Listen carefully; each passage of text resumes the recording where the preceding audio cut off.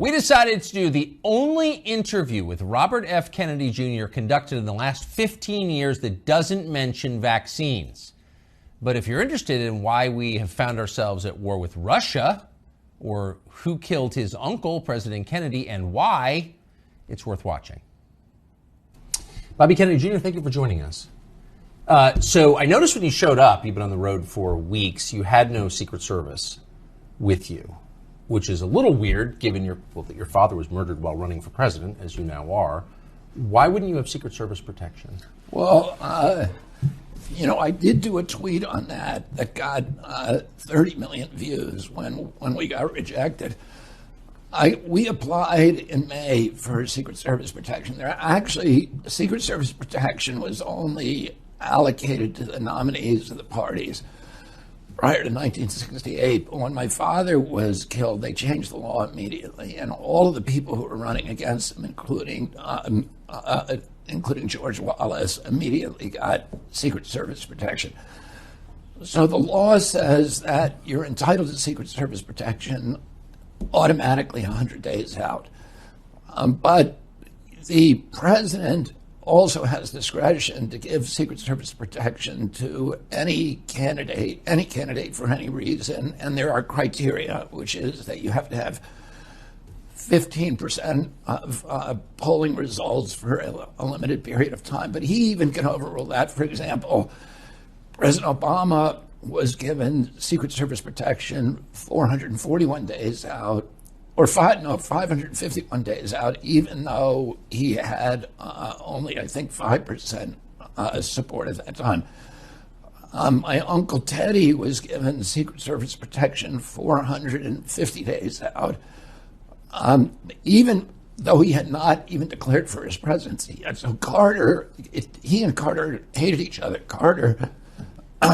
President Carter was, the president of his own party, and Teddy had been enormously critical of him. And personally, they had a very personal antipathy for one another. And Teddy ended up running against him.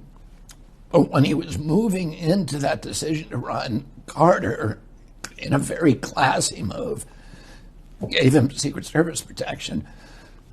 We applied for it. I get a lot of threats, a lot of death threats, and I get, a lot of people who are, for example, about 2 weeks ago, a mentally ill person made it to the second story of my house, and that is a very, very common occurrence. Inside your house? Yeah, inside my house. Before, somebody who was working there stopped them and then called the police. And we gave the Secret Service a 67, in fact, Gavin DeBecker, who you've had on this show, yes, runs the premier security service in the world, put together a 67-page report, which included 28 pages of all the threats, typical threats against me and other indicia that I should have Secret Service protection. And I assumed the president would give it to me because, it just seems like bad judgment not to give it to me. If you go even on my Twitter feed, probably one out of, every 30 or 40 comments says, oh, you're going to get killed or something like that. It takes notice of the peculiar threats to my family, family members who are in this business. So it's something that, the average American is aware of. Yeah, your name is Robert F. Kennedy. Yeah. And so it was an odd decision. I got a letter. Gavin actually got the letter because he had been doing, and by the way, I want to say this, the Secret Service themselves were wonderful. They were very, very encouraging, and they were very helpful at every step along the way. And I believe, and I can't speak for them, but I believe that their assumption was that we were going to get Secret Service protection. In fact, they told Gavin, we're going to send somebody out there within 10 days to interview Cheryl and Bobby and to tell them what it's going to look like. Because there's a lot of questions about, do I go to the gym? Do I have them, all of these questions that I don't know the answers to. And they come and they have a standard process for informing you. But then they went dark. And they said, a decision is made very quickly within 14 days, is what they told us. And they said, we have 8 details standing by ready to go, so we can do this very quickly. And then they went dark, and for 88 days, we didn't hear from them. And then I got the letter from Mayorkas, Alexander Mayorkas, who's the director of DHS, saying that we've determined that you don't need Secret Service protection. But it's very obvious, and you've confirmed it, that there are threats against your life, against your family. That's known. And so if they deny you protection, and they know that, what message are they sending? I don't really know what they're doing. And by the way, you know, we've looked, and there's a guy called Jeremy Hammond who's done a really good article, a really thorough article about the past. And he was not able, and we were not able to find a single presidential candidate who had requested protection from the president and was not given protection. You know, Herman Cain got it, I think, 500 days out. Jesse Jackson, Shirley Chisholm, George Bush, and Ronald Reagan got it something 500 or 600 days out when they first ran. So it's just standard operating procedure. And particularly people who are polling around anywhere over 15%, which I have been for 4 or 5 months now, are, you know, regarded as, it's been treated as pro forma. And I am the outlier. I'm the single outlier that we could find that was denied Secret Service protection. Why do you think that is? I think, I think the DNC is playing hardball. And let's say this, I think the least malevolent interpretation that you can put on it is that they know that I'm going to have some kind of security service. And that typically would cost me, to do real security service between $100,000 and $200,000 a month.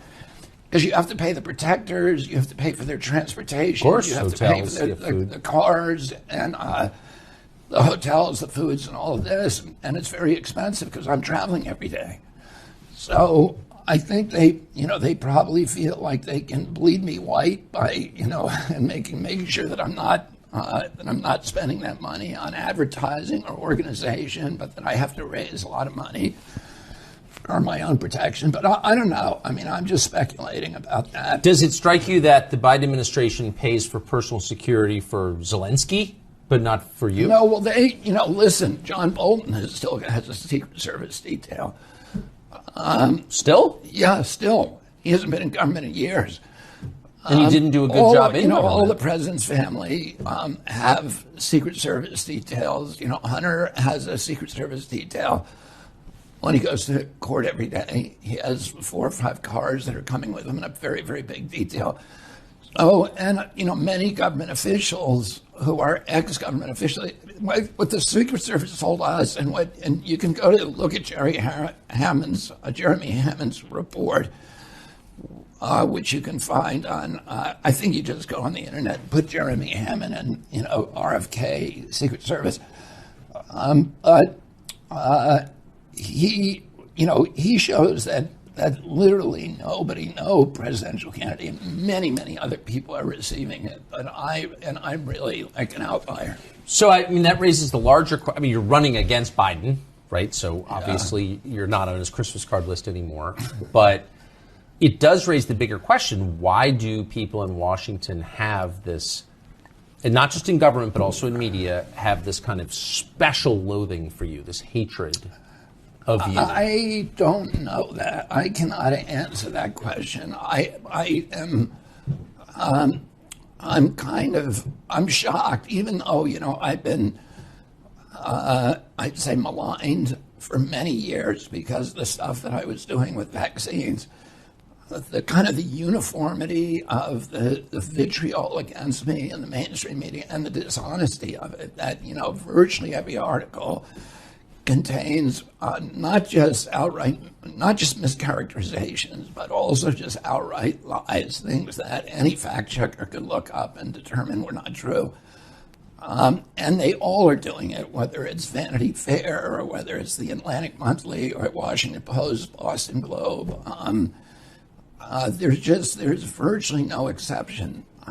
What do you think your crime is?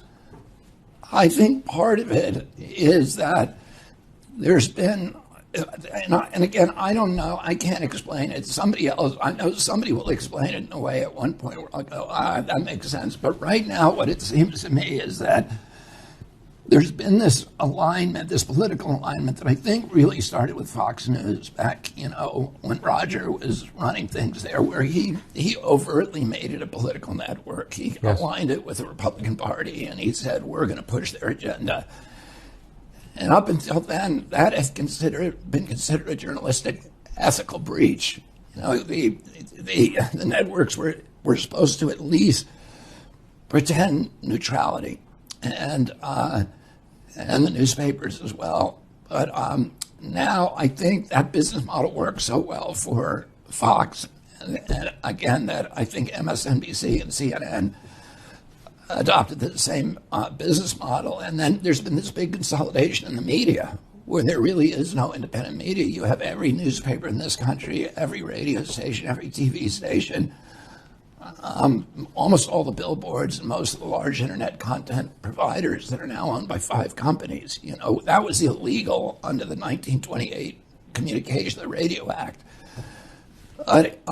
Today, it's been that has been what's happened. We've had this big consolidation, and I think the profit models for Wall Street, which now it's BlackRock and Vanguard and State Street, which own them all, and they have to. The news divisions have become business models. Business profit centers, and they've aligned themselves. They've figured out that their strategy is to align themselves with the DNC or the RNC. That's the only thing that's the best explanation, and it's probably not a very good one. But and you're the way of the DNC. There is this weird uniformity. But its effect is to ignore stories that are objectively the most important stories. I mean, wherever you fall on those questions, there's no denying that the war in Ukraine is changing the world. It will change history. Most of the stuff is a footnote. That's a book, and yet the coverage of it is not even. Yeah. So, for example, the president. That's much more consequential. Well, it's the most consequential, ultimately, but it's and the coverage of me, which is there's no questioning of these orthodoxies. And when it comes to the Ukraine war, I mean, we're being lied to about it. In what way? Well, I mean, we were lied to from the beginning. We had this comic book depiction which we see on every war. There's a bad guy who's unspeakably evil. Yes. Who's planning world conquest or a terrorist attack on America. And we have to be the good guys and go in and stop it. And, the background of the Ukraine war is much more complex than that. The U.S. has been involved, in particularly the neocons in the White House. I wouldn't say particularly, I'd say a group of people that are known as neocons since 2001 have been talking about putting NATO in Ukraine. Now, and I'll give you the background. In 1992, the walls came down and the Soviet Union collapsed. Gorbachev went to Tony Blair and to President Bush, who were the UK and US presidents at that time, and said, I'm going to do something extraordinary that basically is going to have the rest of Russian history branding me as a traitor to my country. I'm going to withdraw 400,000 Soviet troops from East Germany, and I'm going to allow you to reunify Germany under NATO troops. So you're going to move NATO troops, a hostile force, into our barracks and our bases. I'm going to do that. And the only commitment I want from you is that once I allow Germany to reunify, to become part of NATO, that you will never move NATO further to the east, because we're going to now release all of these Soviet states that were part of the Soviet Union. They're going to become independent states, and we don't want NATO moving into those. And James Baker, who was the Secretary of State at that time, famously said, we promise that we will not move NATO 1 inch to the east. So Gorbachev now did that, and he's now, despised in Russia.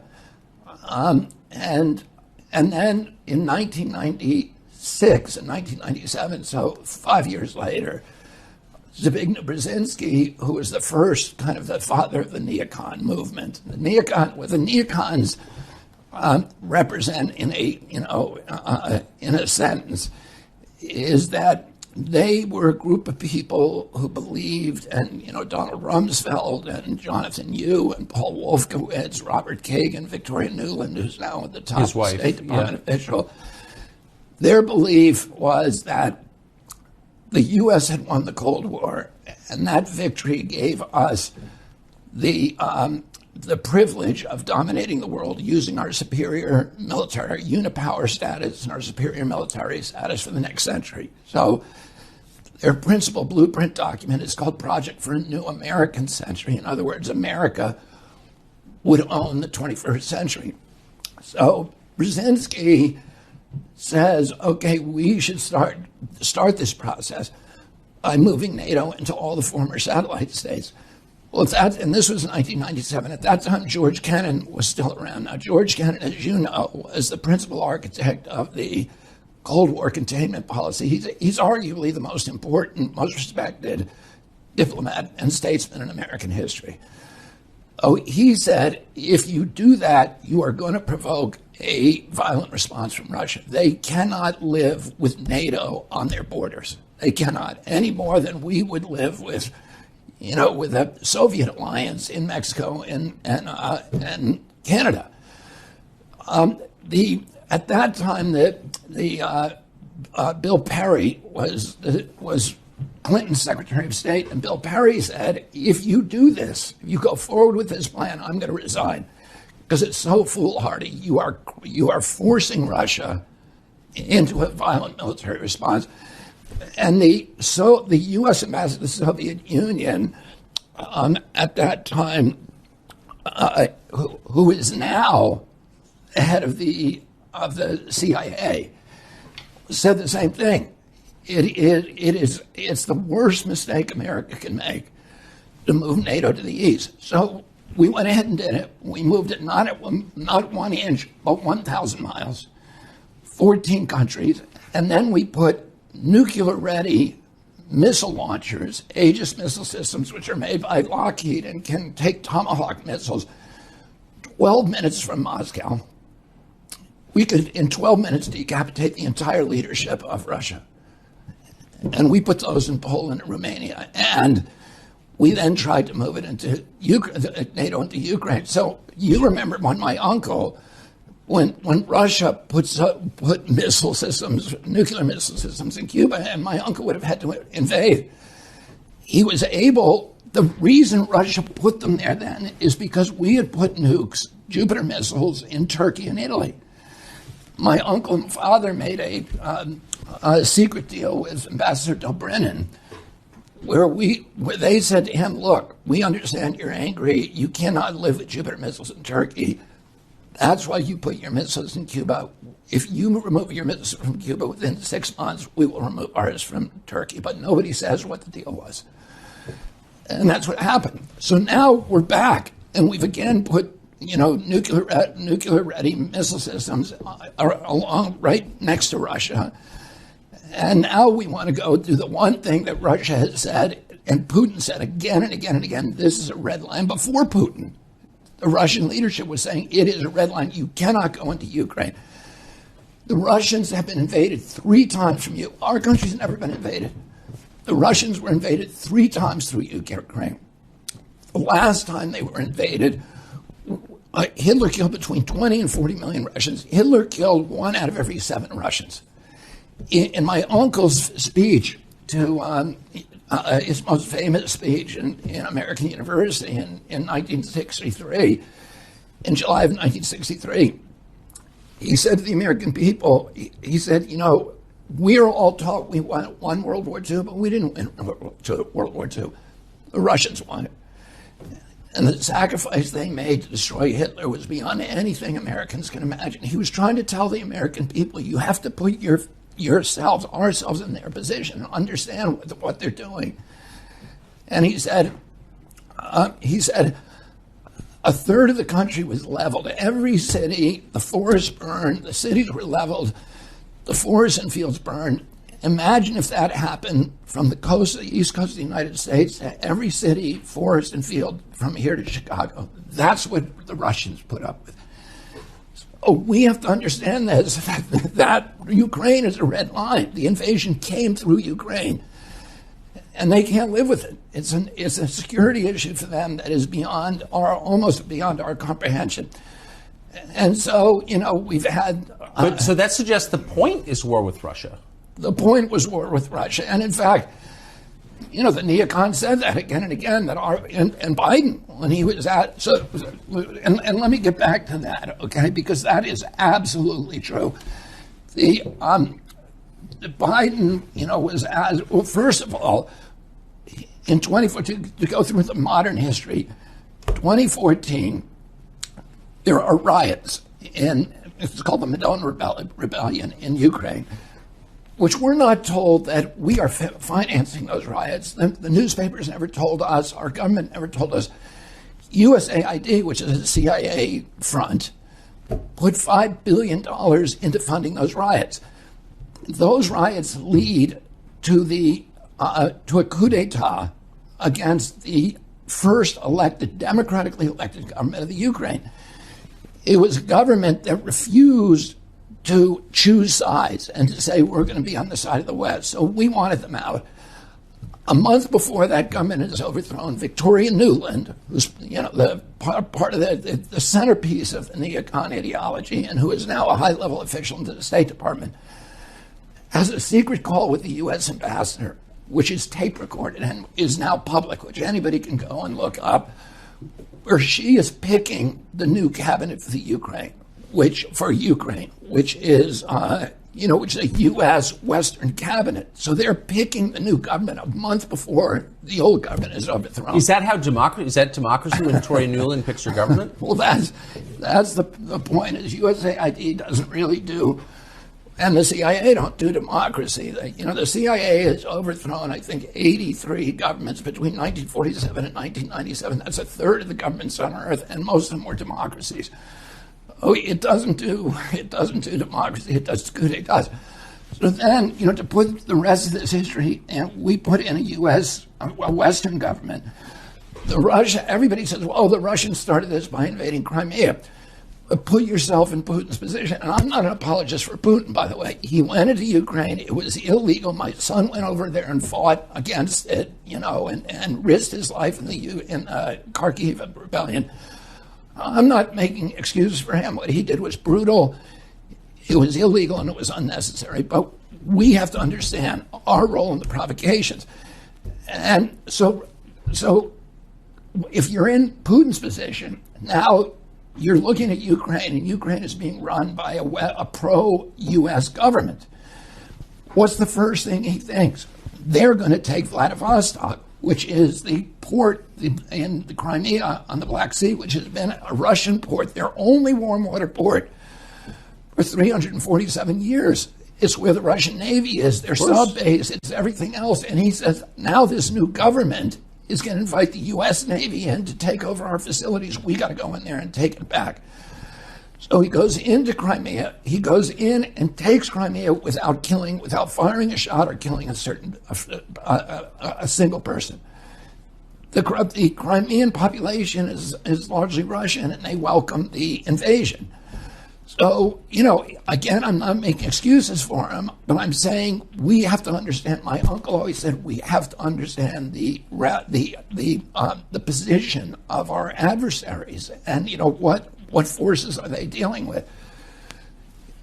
So then then the Russians now there's as soon as we put in that new government, the first rule they pass is to make the Russian language essentially illegal in Donbass and Lugansk, where 90% of the population are Russian. And there's then peaceful uprising, which people begin dying. They turn violent. Now, which side made them violent is a dispute. But it's not a dispute that the Russians were now being treated. The ethnic Russian population in Ukraine is now being treated like red-headed stepchildren. They're not, they're being slapped around and they're being abused and they're not being allowed to practice their culture or their language. And so there's a vote then in Donbass and Lugansk where they vote 90-10 to join Russia. Russia says no. Putin says no, I don't want you, but let's sign an agreement that protects you. So they put together an agreement with France, Germany, and Russia called the Minsk Accords. The Minsk Accords say leave Donbass and Lugansk as part of Ukraine, but make them semi-autonomous so they can speak their own language, and so the Russians who live there are going to be protected from violence by the government. And the Russian parliament or the Ukrainian parliament won't ratify the Minsk Accords, but France agreed to it, Germany agreed to it, and Putin agreed to it. So then Zelensky runs in 2019. Zelensky is a comedian and he's an actor. And I'm not saying that in a derogatory way because my wife is a comedian and actor, but I'm saying it because here's a guy with no political background who wins the election with 90% of the vote. Why did he win the election? He won the election because he ran on a peace platform. He ran promising that he would sign the Minsk Accords. He gets into office. The minute he gets there and he's told everybody, I'm going to sign the Minsk Accords and settle the peace with Russia, he suddenly pivots. And we don't know what happened, but the rational assumption is that the U.S. government told him he could not do that. So that Victoria Nuland and Anthony Blinken and Avril Haines, who's the DNI, Director of National Intelligence, told him you cannot have a peace with Russia. Plus, people within, ultranationalists within Ukraine told him if you sign that, we're going to kill you. And a lot of people say, anyway, they threatened him with death, and that is pretty well documented. Then Russia invades. But Russia only invades, and so we say, oh, look, Putin is trying to take over Europe. But they only send in 40,000 troops. I think there's 3.5 million people in Kiev, so they clearly did not want to take the country. He clearly wanted to bring people to the negotiating table. He did not send in enough troops to take all of Ukraine. So then Zelensky comes to the negotiating tables, and we now know this, and this is recent information. In March of 2022, Zelensky and Putin agree on a peace agreement that's based upon the Minsk Accords. It's like Minsk Accords 2.0. And Zelensky initials it, the Russians initial it, and Russia begins withdrawing its troops from Ukraine. And what happens? President Biden sends Boris Johnson over there to torpedo the agreement and make Zelensky tear it up. And then we go to war. 350,000 Ukrainian kids are now dead. And 40 or 50,000 Russians. So, and that month, April is when they signed it in March. April, Boris Johnson was sent over there to torpedo it. And that month, Lloyd Austin, who is the Secretary of Defense under Biden, is asked, why are we at war in Ukraine? And he said, our purpose in this war is to exhaust the Russian army and degrade its capacity to fight anywhere else in the world.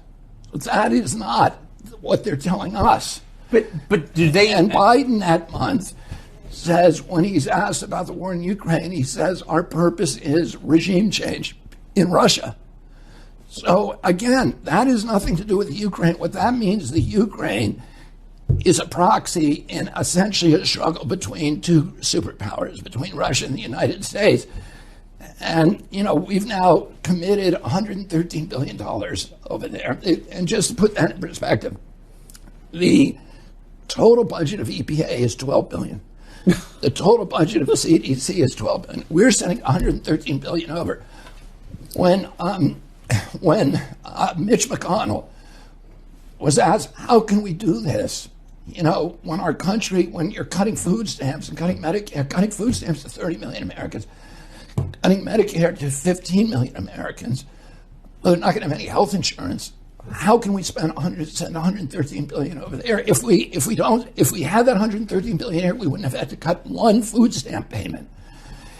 And he said, well, don't worry, the money's not staying in Ukraine. It's all coming back to military contractors in the United States. Well, so that's interesting, because then you look at, who owns those military contractors, and you see who gets on CNN to pump up the Ukraine war.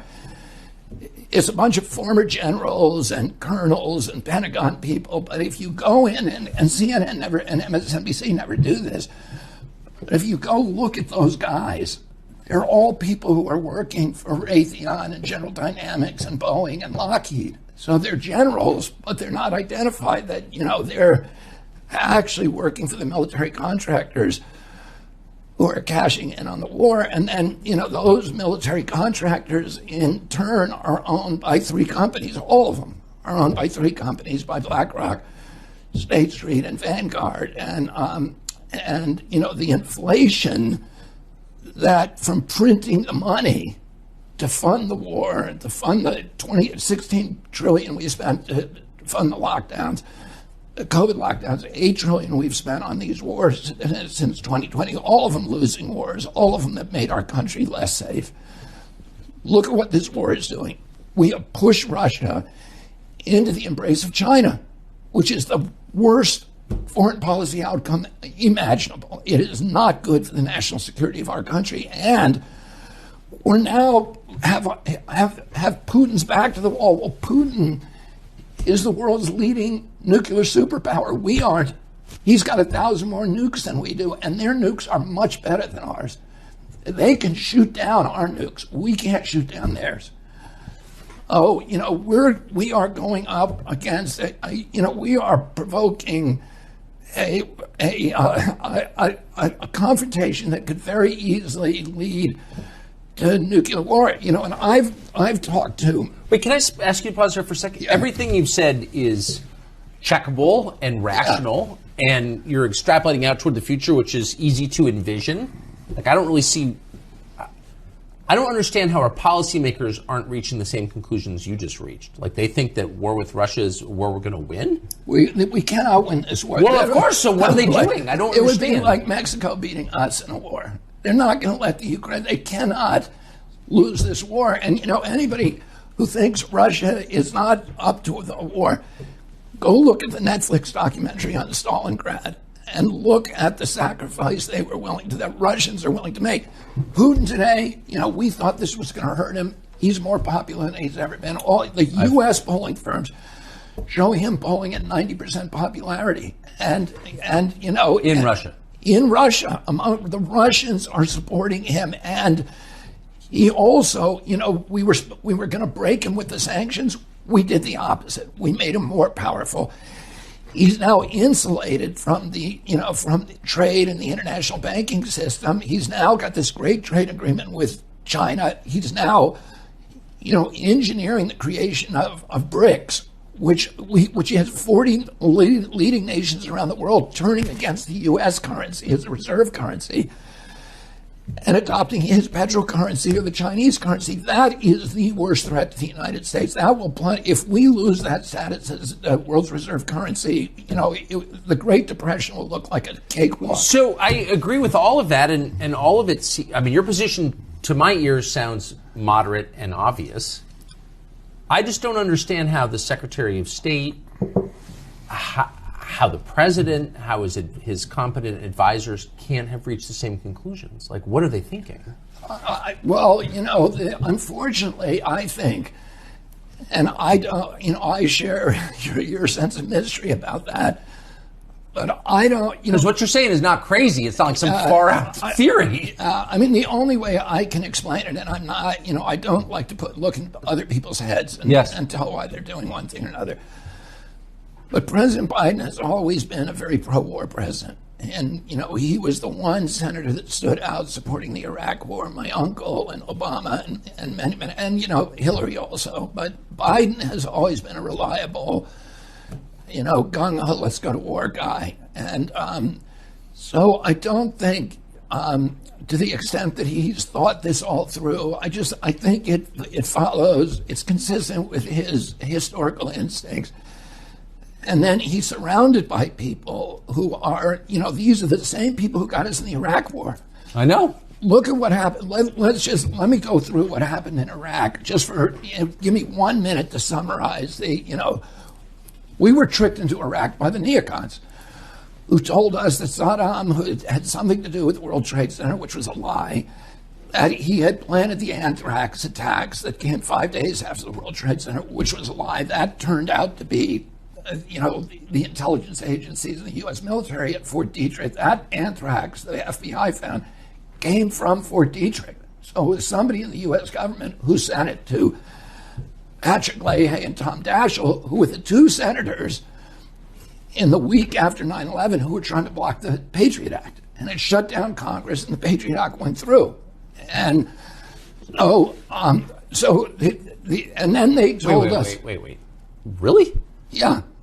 Yes. And the FBI, after a year of investigation, traced the anthrax. It was a kind of Ames anthrax that was weaponized, and the only source of that in the world could be the U.S. government. And they traced it to Fort Detrick in So Maryland. the biolab there. Yes, the biolab at Fort Detrick, the CIA biolab at Fort Detrick.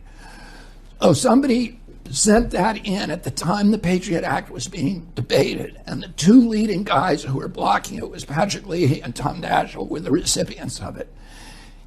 It shut down Congress. The Patriot Act goes through, and what does the Patriot Act do?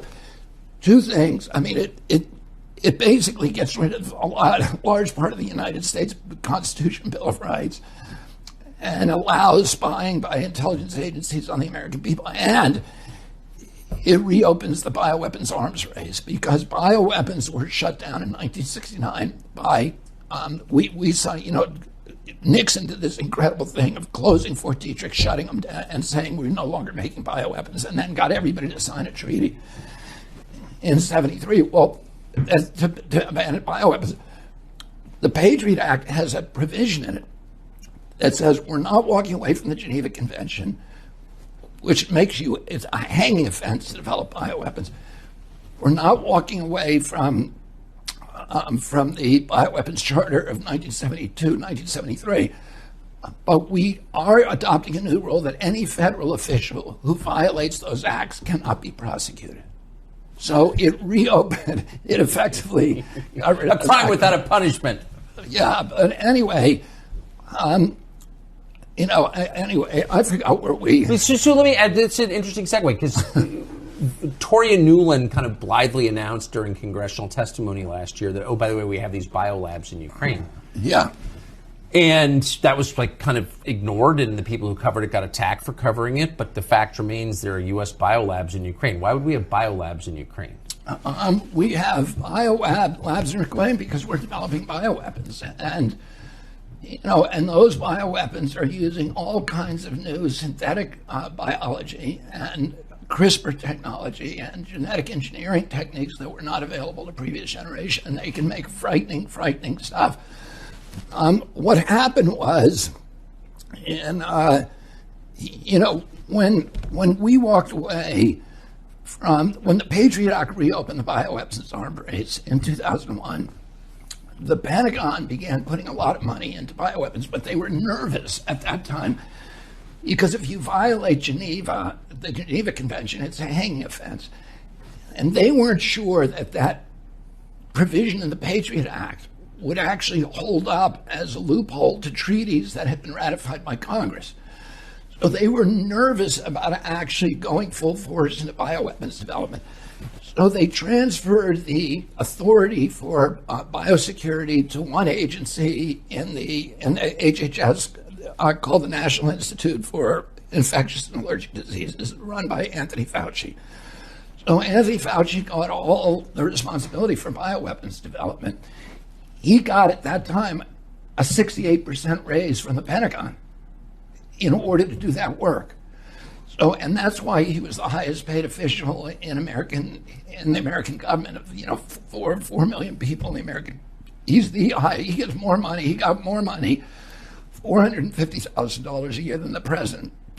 that any Supreme Court judge, any member of Congress, he was the highest paid. And it's because he got that 68% raise from the Pentagon to do bioweapons development. Now, when you do bioweapons development, every bioweapon needs a vaccine. So you develop them side by side, because in 100% of the cases when you deploy a bioweapon, there's blowback.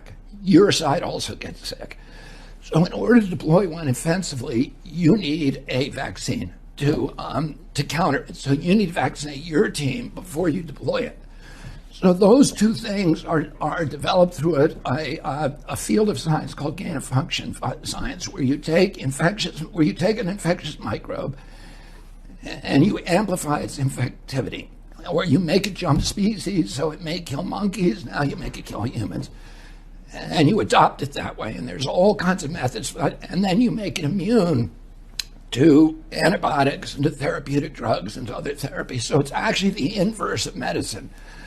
For 2,800 years since Hippocrates, doctors have been trying to figure out how to make microbes less infectious and less deadly, and developed antibiotics and therapeutics to do that. Well, the guys who are involved in this, there's 36,000 what are called life scientists, but they're actually death scientists, who are now employed full-time in developing, microbes that can be used to kill people. But given the experience we just had 3 years ago, where a virus from a biolab overturned the world. Let me just finish this brief history about what happened. In 2014, 3 of those microbes escaped. Fauci built labs all over the country, in Galveston and Boston, everywhere. There are BSL-4 labs. We don't even know how many there are, BSL-3 and BSL-4. We have no idea how many there are. There's, we've counted them. I have a new book coming out that goes through the ones we know. But there are many secret ones that people don't know about, and they're doing it here in the United States. But in 2014, 3 bugs escaped from 3 different labs. And they were high-profile breaks, and they were very dangerous things, smallpox and a couple of other bad microbes. The public learned about it, and there was a lot of publicity, and Congress held hearings. 300 scientists wrote President Obama and said, you've got to shut down Anthony Fauci, because he's going to create a microbe that will cause a global pandemic. And so Obama signed a moratorium that shut down the 18 worst of Anthony Fauci's experiments, where most of them were taking place in Galveston and in North Carolina by a scientist called Ralph Barrick down there. And instead of obeying that law, Anthony Fauci shifted a lot of his operations offshore. And those operations ended up, most of them in the Wuhan lab, which is a military lab, and that the Chinese run, the People's Liberation Army, and then a lot of them went to the Ukraine. So a lot of that science now, and it's funded, Fauci was funding lots of it, but then the other government agencies began to get confidence in, their ability to get away with it. And most of it is being funded by the Department of Defense. Most of all, the biggest single funder is USAID, which is, a CIA cutout. Do you think the lab leak was a leak, or was it intentional? The best science shows that, indicates that the people who were working on a particular coronavirus technology that was taught by Ralph Barrick, it was developed by the U.S. government with NIH money. It was then taught to a group of scientists, Xi Zhengli, who's famous as the Bat Lady, and then her assistant, Ben Hu, and a couple of other scientists at the Wuhan lab. Barrick taught them 2 things. He taught them, one, how to engineer the spike with a furin cleave that could attach to the ACE2 receptors of the human lungs and make people sick and spread, through the air. He taught them another trick that has nothing to do with public health, conceivably, which is a technique called seamless ligation, which is a technique for disguising the evidence of human tampering. So you can make the microbe, and then you can erase the evidence that human beings actually made that microbe. and Ben Hu was leading that research. Ben Hu then got sick with two other of his fellow researchers, and they ended up in the hospital with COVID symptoms in November of 2019. So it appears that Ben Hu, the subway line that goes past the Wuhan lab and goes straight to the airport, all the original cases were along that subway line. And so the intelligence agencies that are actually being honest about that, and most of them are not, believe that Ben Hu and two other researchers got sick. That the most likely scenario is that Ben Hu and two other researchers who were working on infectious coronavirus bioweapons got sick and they didn't know it. And so they were riding that subway line every day and infecting people before they actually got symptoms. And that's probably what happened, but nobody knows. You've said a number of times publicly, many times publicly, and I think it's now been confirmed that CIA had knowledge of, at best, had knowledge of your uncle's assassination, knew things. It's still being hidden now. What do you think, and that's obviously true, what do you think the motive was in that killing? Well, I think the people who were involved in it, the specific people who were involved in it were almost all associated with the Miami station, which was the largest CIA station at that time, and was basically it was the Cuban station. And the people who were involved in that station were people like Bill Harvey and David Atlee Phillips, who was clearly involved in my uncle's assassination. He was, by all evidence, he was Lee Harvey Oswald's handler at the CIA. And then E. Howard Hunt, who made a confession, David Morales, who is the chief hitman. He ran the Operation Phoenix program in Vietnam. He killed 10,000 people, civilians over there, murdered them. And he also gave a confession of being in Dallas. And then there were most of the people were associated with Cuba, and the impetus came from that group of people who were angry at my uncle for not sending in air cover during the Pigs invasion, and even more so after the 1962 Cuban Missile Crisis. My uncle then developed this friendship with Khrushchev, and he shut down all of the Cuban attacks by Alpha 66 and these other groups that were harassing Cuba. They were sinking ships, sinking Russian ships. They were operating flotillas out of South Florida and doing raids on. And my uncle and father sent the Coast Guard down to confiscate their boats and their weaponry and to arrest the ones that continued to do it. And those people, those individuals, were also, have been traced and tracked to the assassination, over the years. And they're now. There's been, there's millions of documents. I mean, but why not release all the? What doesn't make sense to me is why not just admit it now? I mean, no one you describe is still alive. There's no living person. Everybody now, virtually. So why wouldn't Biden declassify these documents? I don't know why, and why would Trump not? I agree. I know why Trump wouldn't, because he was convinced by Mike Pompeo not to. So, and it's not an excuse, but not, but we don't know what Mike Pompeo said to him. No, but that's the point. What could possibly be the law requires them to do it. So the JFK assassinations law required that all documents be released by 2017. Yeah, and yet they refused. So they. But it suggests that there's something about big 4,000 of them. That are left, and you have to assume. And again, I try not to talk about things that I cannot document. Right. But I think it's a fair assumption that they're not protecting individuals; that they're protecting some institutional interest. What's the most powerful institution in American life? Well, I don't know. I don't know.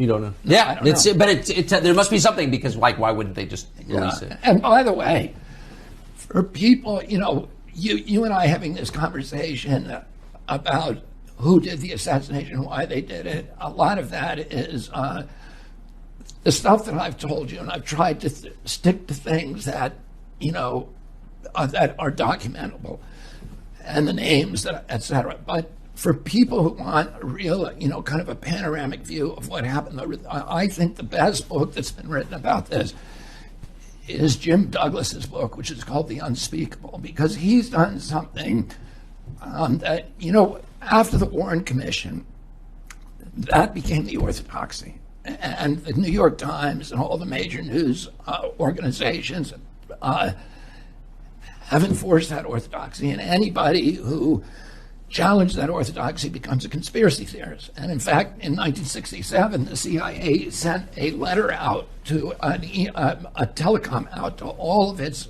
Operation Mockingbird people, which are all the assets it had in the American press, more than 400 people, editors, senior writers in the American press, saying, from now on, anybody who questions the single gunman theory of the Kennedy assassination should be characterized as a conspiracy theorist. And they didn't coin the word conspiracy theory, but they popularized it with that memo. They sent a memo out to all their stations saying that talk should be discouraged.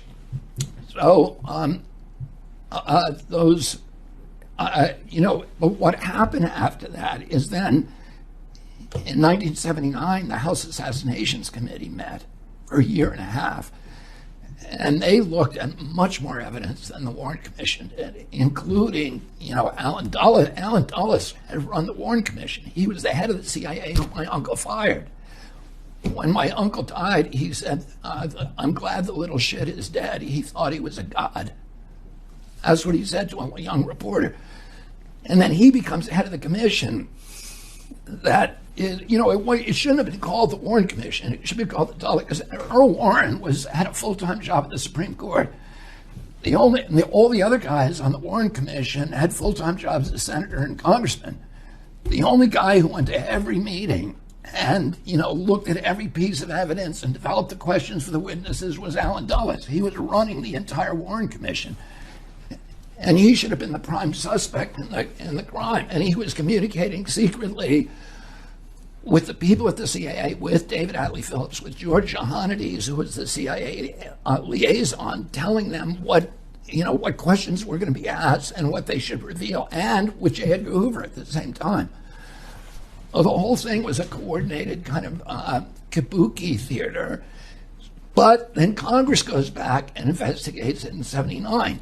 And Congress then comes back after a year and a half, seeing a lot more stuff, and says, and they conclude this was a conspiracy. Yes. So they make that official. So anybody who says it was just Lee Harvey Oswald is differing from the people who actually made the investigation. So given and that, most of the people on that staff who I've talked to believed that it was the CIA. And as you know, at that time, the dispute between them wasn't the mob and the CIA, because there was a lot of mob involvement. Johnny Roselli, Sam Giancana, who was the Chicago boss, Santos Traficante, who was the Tampa boss, and Carlos Marcello, who was the New Orleans boss, were all involved. And they all had casinos in Havana. And they were working with the CIA to assassinate Castro. So they had hitmen at their disposal, and they were training Cubans who were sharpshooters for Batista as hitmen. And I've talked to some of the hitmen. I've talked to Antonio Vecchiano, who was involved, and who was also David Atlee Phillips' handler. David Atlee Phillips was his handler, and he was Lee Harvey Oswald's handler. So Vecchiano met Oswald in Dallas I think in September of 1963. Oh, I've talked to the people who were actually working for the CIA and the mob at that time, to kill Castro, and how they were then pivoted to this. Some of them were pivoted to this new project. if you become president, What do you do about those 4 million federal employees, about the agencies which are running effectively as autonomous governments within our government? Like, how do you? When was the last president who controlled the agencies? And how would you do it? I don't know. I feel like I'm probably, and I don't want to seem like I'm being vain, but I feel that because of the confluence of my experiences over the past 40 years, that I'm actually probably the only one that can unravel that agency capture. And let me tell you this, my daughter-in-law, who is co-running my campaign with Dennis Kucinich, Amaryllis Fox, was a CIA agent in the clandestine service for most of her career. And what she'll tell you, and she has a very sanguine view of the CIA, and the same as mine, and also understands all this evidence that the agency, was involved in the murder of my uncle and the cover-up, continues to be involved in the cover-up. But what Amaryllis will tell you is that of the 24,000 people who work for the agency, that 20,000 of them are patriotic Americans and good public servants, and that there's some people, mainly in the plans division. The espionage division, the CIA, is made up of extraordinary people, principally who are doing an important job of protecting our country. The espionage division is the division that does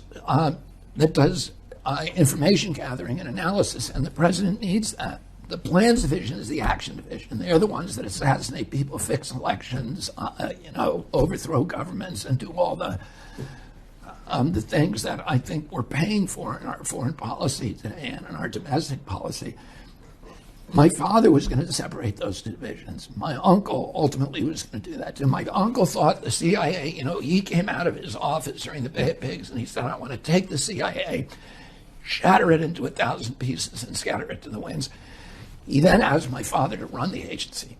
He said, you're the only one I trust to do this. And my father said it, and my grandfather said, you can't do that. You can't. It would be like Molotov and Stalin. You can't have the brother of the president running a secret spy agency with all this extraordinarily hidden power.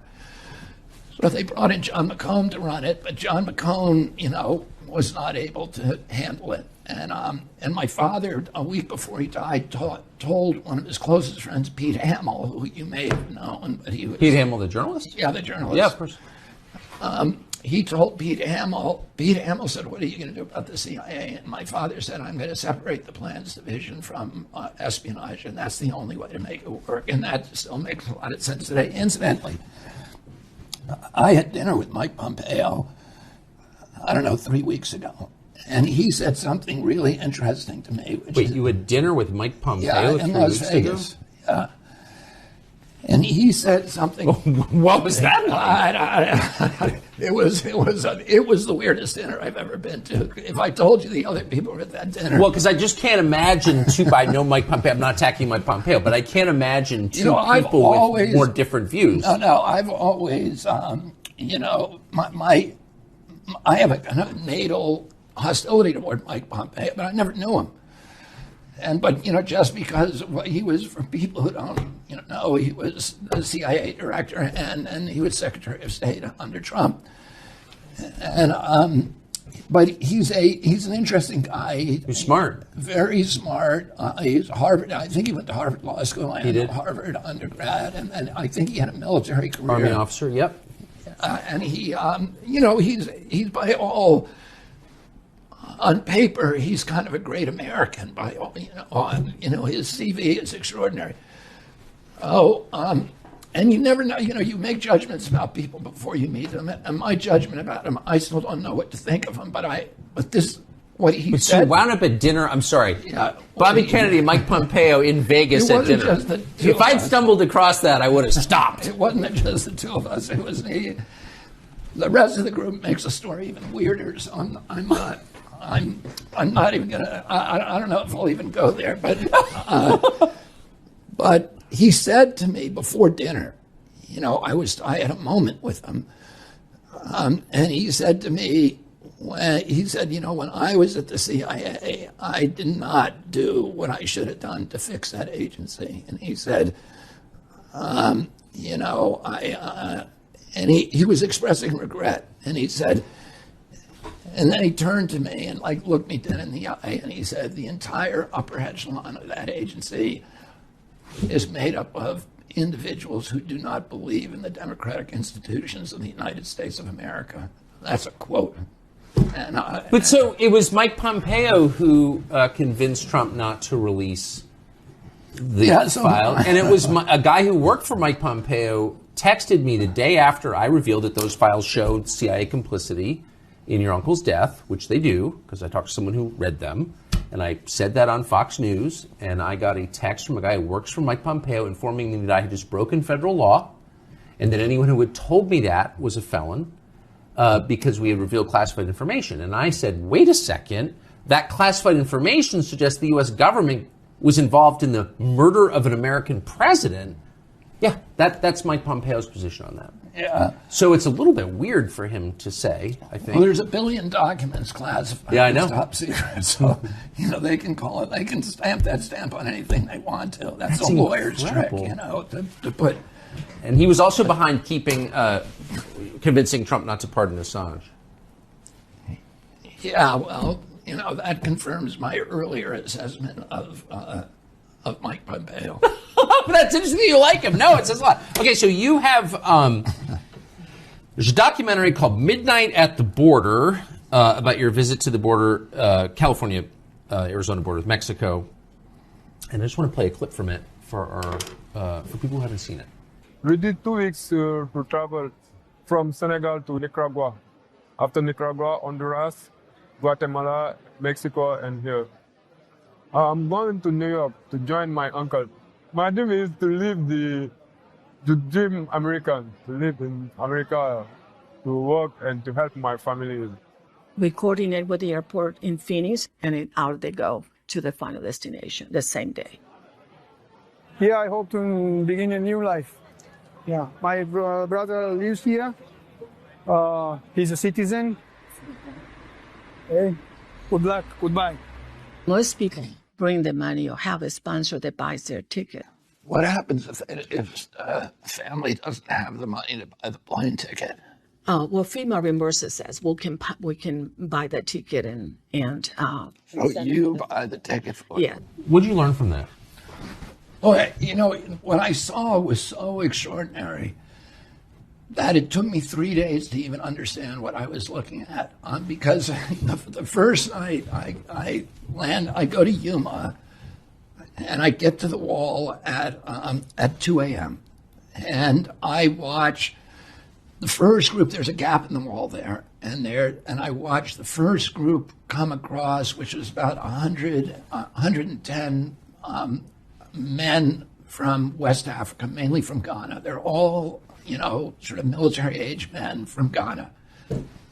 And by calling them military-age men, I'm not making any implications about what they're here for. I'm just saying it's just a way of describing them. They were people, between 18 and 25 from Ghana. So I expected to see a lot of Central Americans coming up, and then and that was not what I saw. And then the next group was, again, about the same number. There were 2 busloads of people, and I interviewed every one of them. I talked to each one, and I want to say this: what we're seeing there, a lot of people come to this issue of, I think we need to close that wall. We need to close the border right now, and I'm going to explain to you why. But a lot of people come to this issue from sort of a nationalistic or even a racist or xenophobic posture, and I'm not coming from that place. I'm coming from a place of compassion and a place of just concern for our country, and this is a heartbreaking humanitarian crisis, and everything that happens to these migrants along the way is terrible. Oh, the next group that came, and what's happening to our country is a catastrophe. And by the way, I was a person who ridiculed Trump's wall. Okay, so, and now I've been down there and I've talked to everybody down there. And, I have a different position. I don't think you need to build a 2,200-mile physical barrier from, San Diego to Brownsville, Texas, but we definitely need physical barriers in the densely populated area, definitely, because we cannot survive with what's happening there now. The next group that came over were, again, about 110 people. There are 2 busloads. The cartels dropped them right on the other side of the wall in these buses, and there's 55 people per bus. The next group, there were people from Azerbaijan, from Kazakhstan, from Uzbekistan, from Afghanistan, from Pakistan, from Tibet, Nepal, and many from India, and the most came from China. There were only 2 families we met the entire night who were from Latin America, none from Central America, interesting. One from Colombia and one from Peru, and they were the only ones who had legitimate claims. Of asylum claims. Everybody else we talked to said, "I'm here to have a better life." Well, that is not. If that's why you're coming to America, then you have to go through the front door. You go to the embassy, yeah. You go to the embassy. So they don't even have any legitimate claim to be in the United States. Nevertheless, the Border Patrol, and the Border Patrol is so disillusioned and discouraged by this. 9 of the Border Patrolmen, we were told, had committed suicide in the last year because of what they're being forced to do. They are not protecting the border. What they do is they fingerprint. They can only hold the migrants for 72 hours. They fingerprint them, and they see if they have a criminal record. If they have a criminal record, they're put in a different process. But otherwise, they're then asked where they want to go. And if they don't have a plane ticket, they are brought to the airport. The DHS purchases them a ticket and sends them anywhere they want to go in the United States. So the country's getting poorer every year. Our country's getting poorer every year. We're in a poor place right now. Who came up with, why do we owe plane tickets to people who come here illegally? As far as I can tell, and there's a lot of evidence for this, and it's in our film, is that the Biden administration came in, in the same position I was, which is the wall is bad, but more importantly, any idea that Donald Trump had is a bad idea. So they just opened the border, and they've had this open border policy where they have not hired the judges. That's the most important thing that needs to be done. The judges need to be hired so that these cases, the asylum cases can be adjudicated right at the border, and people who are not entitled to asylum are sent back. But that's not what's happening. What happens is they're all given claims, and they're told to appear in court, and they go to an arraignment fairly soon after arriving in Boston or New York or Miami or wherever, Minneapolis, wherever they're going. And then they're given a court date, which on average is 7 years out. So they're in. I hope next time I get arrested, I get the same courtesy. They're in our country then for 7 years. And let me just tell you from their point of view what's happened. First of all, the cartels are now controlling our immigration policy in the United States. All of these people who came across knowing exactly what was going to happen to them because they had seen it on advertisements the cartels are sending around the world on TikTok and on YouTube. It tells you what you need to do to get in, what airports you fly into, what visas you get, how to get them, and how to get to the cartel parking lots where the buses will take you. Some of them fly into Nicaragua. Most of them fly directly to Mexico City and from anywhere in the world. These are not, Central American, Latin American. They're coming from everywhere. They fly to Mexico City. The cartels assist them getting a Mexican visa.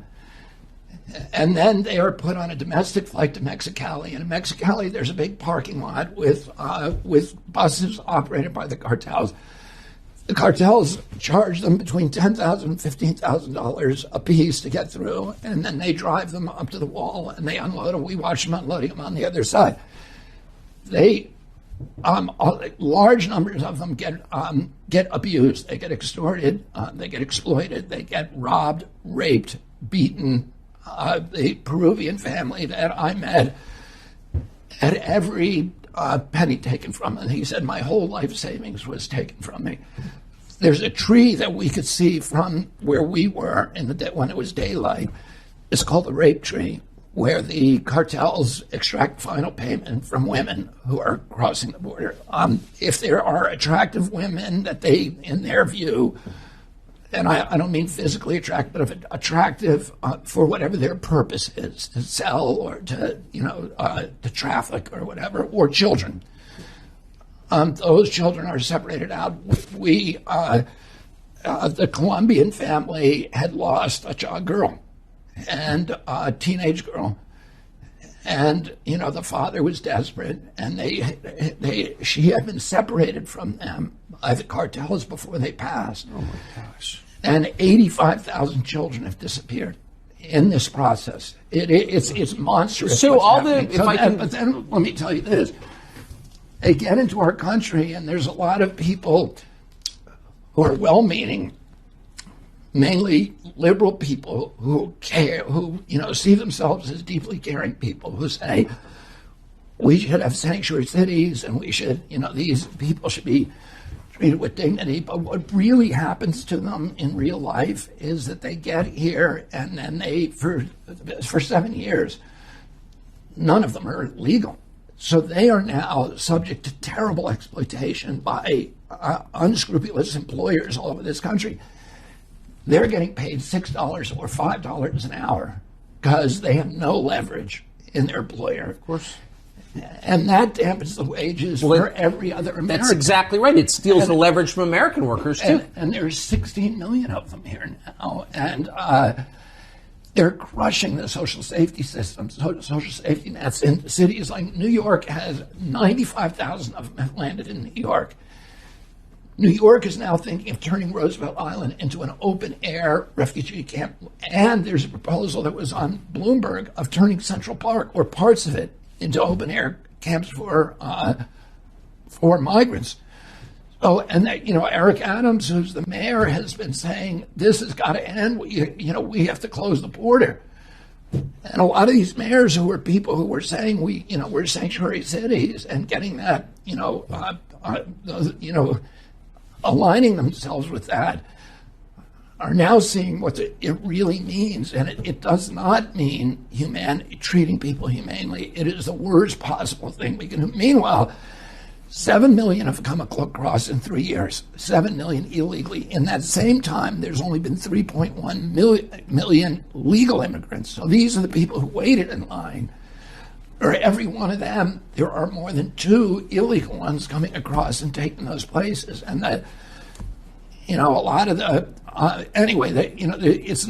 it's not something that's sustainable. It's something that needs to end right away. And the cartels which are making billions, the Mexican drug cartels are literally running U.S. immigration policy this time, not the President of the United States.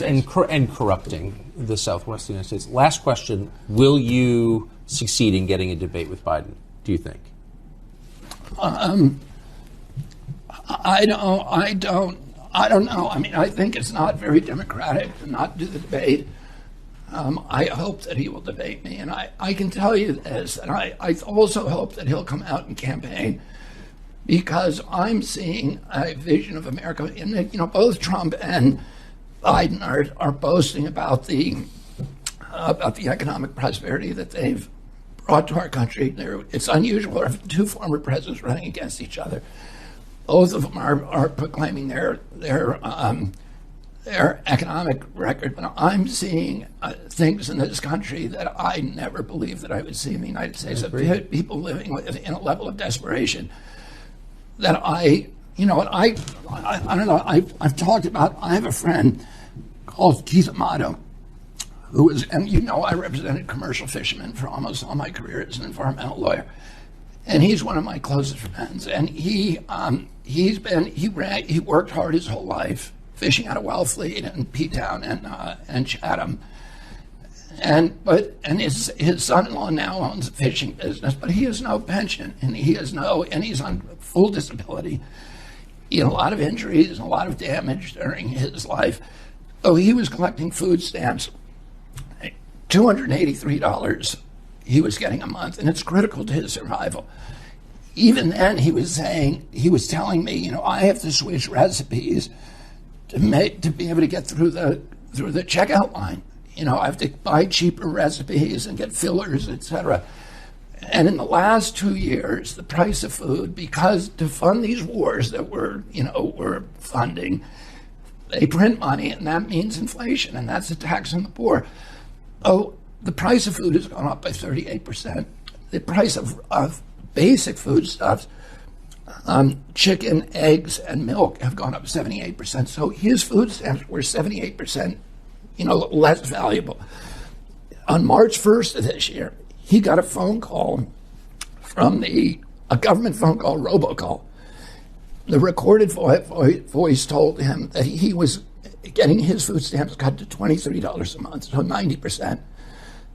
30 million Americans got that phone call. And, that's the same month we ratcheted up our contributions to the Ukraine at 113 billion. And the Fed printed 300 billion unanticipated dollars to pay for the failure of the Silicon Valley Bank. There's lots of money and we began cutting 15 million people from the welfare rolls. Since then, 4 million have been cut. This is on Politico this morning from the Medicare rolls. So there's no money for poor Americans, and the people that I see are living because of the inflation and because of what's happening with this desperation. The average wage in this country is now $5,000 less than the cost of basic goods, of food, transportation, and housing. So half of Americans are making up that gap by putting it on their credit card bills. And this week, we passed $1.1 trillion in credit card debt. That's the first time in history. Most of that, or $330 billion of that, has been in the Biden and Trump administration. Two men who are saying, I'm helping America.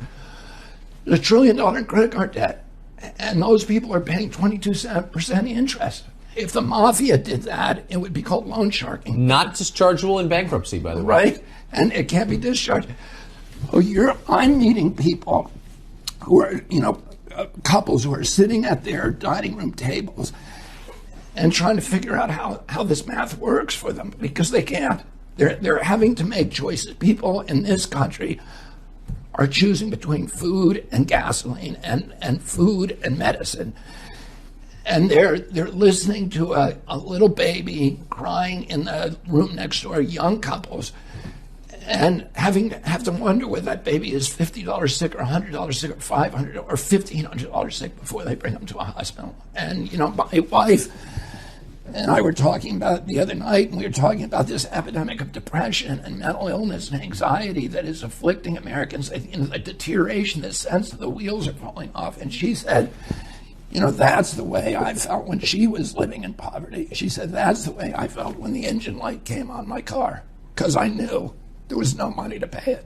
And you have all these Americans now who are living hand to mouth, and they do not feel that anybody is listening to them in the political process. They feel they've been completely abandoned by the Democratic Party and the Republican Party, and that those parties are now serving elites, and that their voices aren't being heard. And particularly now, the Democratic Party has had this very interesting shift where when I grew up, when my uncle was president, my father was in, the Democratic Party was where the people who were poor and working people were. And today, 70% of the wealth in this country is owned by the Democratic Party and only 30% the Republican Party. The top 10 counties, the top richest counties in this country, 9 of the 10 are Democratic counties. So there is this kind of shift in wealth that maybe is one of the reasons that Democrats do not seem to be talking to or for working people anymore. But I'm, the people that I talk to, both through my job of representing them, I'm representing 1,000 families in Columbiana County, Ohio, Eastern Ohio, Western Pennsylvania, Western West Virginia, whose lives were upended by the Norfolk Southern spill. And, they are just living in a level of desperation that I never thought I'd see in the United States. And, my father used to bring us to Southeast Washington. He'd load us in a station wagon and bring us to Southeast Washington to meet people who were poor. Or he'd take us to the Mississippi Delta or West Virginia, to Appalachia or the Indian reservations, and he always said to us, "These are your people." He said the people who are wealthy and the people who have, who are the big corporate leaders and titans, they don't need the Kennedys. They have lawyers and they have PR firms and they have lobbyists. And he said, "These are your people." And he came back from the Mississippi Delta one night, and he said, we were all eating. There were like 9 of our kids in the dining room at that time. And he said, I was in a tar paper shack today. There were 2 families there, and they eat 1 meal a day. And the kids go to bed hungry. And he said, when you grow older, I want you to do something about those people. And that's one of the reasons that I'm running. Robert F. Kennedy Jr., thank you very much for that. Thank you. Appreciate it. Younger people say the news is full of lies. In Kennedy's motorcade, 239 people. Death of Jeffrey Epstein.